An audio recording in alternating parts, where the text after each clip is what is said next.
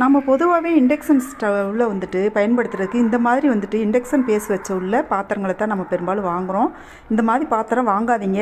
Induction ஸ்டவ்வில் பயன்படுத்தக்கூடிய சரியான பாத்திரம் காலங்காலத்துக்கு அது ஒன்றுமே ஆகாது, பல தலைமுறைக்கு அது பாட்டு கிடக்கும். அடுத்து வந்துட்டு விறகு அடுப்பு, கேஸ் அடுப்பு, அடுத்து எல்லா அடுப்புலையுமே நம்ம வந்துட்டு இண்டக்ஷன் அடுப்பு இது எல்லாத்துலேயும் பயன்படுத்தக்கூடிய பாத்திரங்கள் இருக்குங்க. அது என்ன மாதிரியான பாத்திரம், இது வந்து விலையும் அதிகம் இல்லைங்க, நார்மலான விலை தான். அந்த மாதிரி பாத்திரங்களை வந்துட்டு நம்ம இந்த பதிவில் பார்க்க போகிறோங்க. என்ன மாதிரி பாத்திரம் வாங்கினா எல்லா சமையலுமே எல்லா அடுப்புலையுமே நம்ம வந்து சமையல் பண்ணலாம்.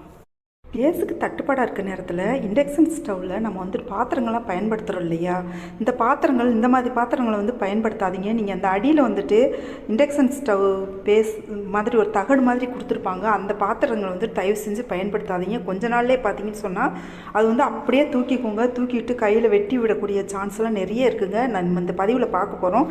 என்ன மாதிரி பாத்திரம் பயன்படுத்தினா சீக்கிரமாகவே நம்ம சமையலை வந்து ரொம்ப சீக்கிரமாக முடிச்சிடலாம். அடுத்து பார்த்தீங்கன்னு சொன்னால் எப்போவுமே இது வந்துட்டு கேஸ் அடுப்புலையும் சரி, இண்டக்ஷன் அடுப்புலையும் சரி, எந்த ஒரு அடுப்புலையுமே வந்துட்டு விறகு அடுப்புலையும் சரி, எல்லாத்துலேயுமே பயன்படுத்தக்கூடிய பாத்திரம் எது அப்படின்னு சொல்லிட்டு ஒரே பாத்திரத்தை வச்சு நம்ம எல்லா சமையலுமே முடிச்சிடலாங்க. அது என்ன அப்படின்னு இந்த பதிவில் பார்க்க போகிறோம். வாங்க வீடியோக்குள்ளே போகலாம். அதுக்கு முன்னாடி ஒரு சின்ன விஷயங்க, இந்த வீடியோக்கு நீங்கள் பண்ணக்கூடிய ஒவ்வொரு லைக் தான் எனக்கு பண்ணக்கூடிய ஒரே ஆதரவு, சப்போர்ட். ஸோ இந்த வீடியோ பிடிச்சிருந்துச்சுன்னா லைக் பண்ணி சப்ஸ்கிரைப் பண்ணிக்கோங்க. நாம் எப்போவுமே இந்த இண்டக்ஷன் பேஸ் பாத்திரம் வாங்குகிறோம் இல்லையா, கீழே வந்து ஓட்ட ஓட்டையாக வந்துட்டு தகடு மாதிரி வந்து கொடுத்துருப்பாங்க. குக்கர்லேருந்து, தோசை சட்டியிலேருந்து நிறைய பாத்திரங்கள் வந்து கொடுத்துருப்பாங்க. பெரும்பாலும் அந்த பாத்திரத்தை வாங்கவே வாங்காதீங்க. இந்த பாத்திரத்தோட பேர் என்ன அப்படின்னு சொன்னால் ட்ரைப்ளை ஸ்டெயின்லெஸ் ஸ்டீல். இந்த ஸ்டெயின்லெஸ் ஸ்டீல் பார்த்திங்கன்னு சொன்னால் 2 அடுக்குகளை கொண்டது, நடுவில் அலுமினியம் வந்துட்டு சேர்த்துருக்காங்க இந்த பாத்திரத்தில். இது வந்து கீறல் விழுகாதது, நச்சுத்தன்மை அற்றது. இந்த பாத்திரத்தில் சமைக்கிறதுனால நம்மளோட ஆரோக்கியம் வந்துட்டு மேம்படுங்க.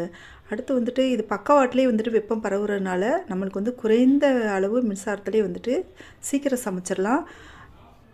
கேஸ் அடுப்பு, விறகடுப்பு, அடுத்து பார்த்தீங்கன்னு சொன்னால் இந்த இண்டக்ஷன் ஸ்டவ்வில் சமைக்க உகந்தது வச்சுருக்கோம் பாருங்கள். இப்போ எங்கள் வீட்டில் வந்துட்டு கேஸுக்கு கொஞ்சம் தட்டுப்பாடாயிடுச்சு. எதனால் அப்படின்னு சொன்னால் எக்ஸ்ட்ரா சிலிண்டர் நாங்கள் வந்துட்டு புக் பண்ணி வைக்கலை.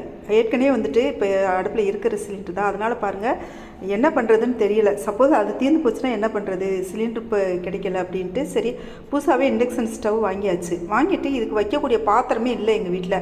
என்ன அப்படின்னு சொன்னால் நம்ம ஒரு லேசான சில்வர் பாத்திரம், இரும்பு பாத்திரம் எல்லாமே வச்சு வைக்கலாம்.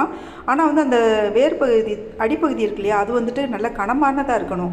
இந்த லேசான பாத்திரத்தை, சில்வர் பாத்திரத்தை வச்சோம் அப்படின்னா அப்படியே டபக்குன்னு தூக்கிக்கும், அந்த வந்து அப்படியே வளைஞ்ச மாதிரி தூக்கிக்கும். அதனால் பார்த்தீங்கன்னு சொன்னால் அந்த பாத்திரம் வைக்க முடியாது. இண்டக்ஷன் பேஸ் குக்கர் இருந்துச்சு எங்கள் வீட்டில். அது பார்த்திங்கன்னு சொன்னால் சமமாக உட்காரல. பொதுவாக நம்ம வந்துட்டு கேஸ் அடுப்பில் வந்து நம்ம வைக்க அது பார்த்திங்கன்னா அந்த அடிப்பகுதி வந்துட்டு ஒரு மாதிரி கூம்பு மாதிரி ஆயிரும். நீங்கள் உங்களோட குக்கர் நீங்கள் வந்து திருப்பி வச்சு தலையில் திருப்பி வச்சு பார்த்தீங்கனாலே தெரியும், சமமாக உட்காராது. அந்த நம்ம இண்டக்ஷன் பேஸோடு வாங்குறோமே தவிர ஆனால் அது சமமாக உட்காராது. இப்போ பாருங்கள், இந்த குக்கர் வந்துட்டு நாங்கள் புதுசாக வாங்கியிருக்கோங்க. நான் எந்த ஒரு பிராண்டுக்குமே எப்போவுமே வந்து நான் விளம்பரப்படுத்தினதில்லை. நீங்கள் பார்த்தீங்கன்னு சொன்னால் இப்போ தெரியும், என்னோடய மெயில் ஐடியை நான் கொடுத்துருக்க மாட்டேன் என்னோடய அபவுட் செக்ஷனில். இது வந்துட்டு எது நல்லா இருந்துச்சுன்னா மட்டும்தான் நான் இப்போ உங்களுக்கு வந்து வீடியோ பார்த்து தருவேன்.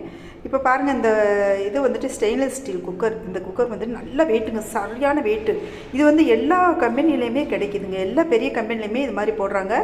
எவர் சில்வரில் வந்துட்டு நல்ல கனமானதாக பார்த்து வாங்கணும், அதுவும் லேசானதாக வாங்கக்கூடாது. பார்த்தீங்களா, இது வந்து இப்போ கொஞ்ச நாள் தான் ஆகுது இந்த குக்கர் வாங்கி. ஆனால் வந்துட்டு இந்த இண்டக்ஷன் பேஸ் வந்துட்டு பார்த்திங்கன்னா தூக்கிச்சு உடஞ்சும் போயிடுச்சு.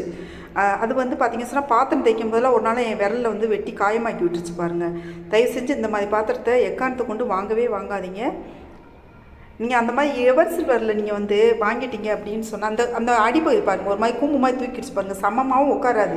சரி இது உடஞ்சிருக்கே, சரி பரவாயில்ல நம்ம வச்சோம் அப்படின்னு சொன்னாலும் அந்த அடுப்பில் வந்துட்டு சமமாக உட்காராது இண்டக்ஷன் ஸ்டவ்வில். அந்த இண்டக்ஷன் ஸ்டவ்வில் வந்துட்டு இந்த மாதிரி சமமாக இருந்துச்சு அப்படின்னு சொன்னால் தான் கரண்ட் வந்துட்டு வேஸ்ட் ஆகாமல் ரொம்ப சீக்கிரமாகவும் நம்மளுக்கு வந்து சமையல் முடிச்சிடலாம். இப்போ இந்த பாத்திரம் இருக்கு இல்லையா, இப்போ புதுசாக வாங்கியிருக்கோம் இல்லையா, அந்த பாத்திரம் வந்துட்டு விறகடுப்பு, அடுத்து பார்த்திங்கன்னு சொன்னால் கேஸ் அடுப்பு, இண்டக்ஷன் அடுப்பு எல்லாத்துலேயுமே நம்ம வந்து பயன்படுத்திக்கலாம். அது பாட்டுக்க கிடக்கும், தீரவும் தீராது. சட்டுன்னு வந்துட்டு அது ஒன்றுமே ஆகாது. அதாவது இரும்பு பாத்திரத்தை சொல்லுவாங்க இல்லையா, தலைமுறைக்கு கிடக்கும்னு சொல்லிட்டு, அது மாதிரி இதுவும் பார்த்திங்கன்னு சொன்னால் நாள் கணக்காக ஒன்றுமே ஆகாமல் நல்லா வந்து சமையலுக்கு யூஸ் பண்ணிக்கலாங்க. இந்த மாதிரி அடிக்கனமான சில்வர் பாத்திரம் வாங்கிக்கோங்க. இரும்பு பாத்திரம் இருந்தால் கூட சமமாக இருக்க பாத்திரமாக வாங்கி தோசைட்டு அது மாதிரி சமமாக இருக்கிறத பார்த்து வாங்கிக்கோங்க. வீடியோ பிடிச்சதுன்னா லைக் பண்ணி சப்ஸ்கிரைப் பண்ணிக்கோங்க.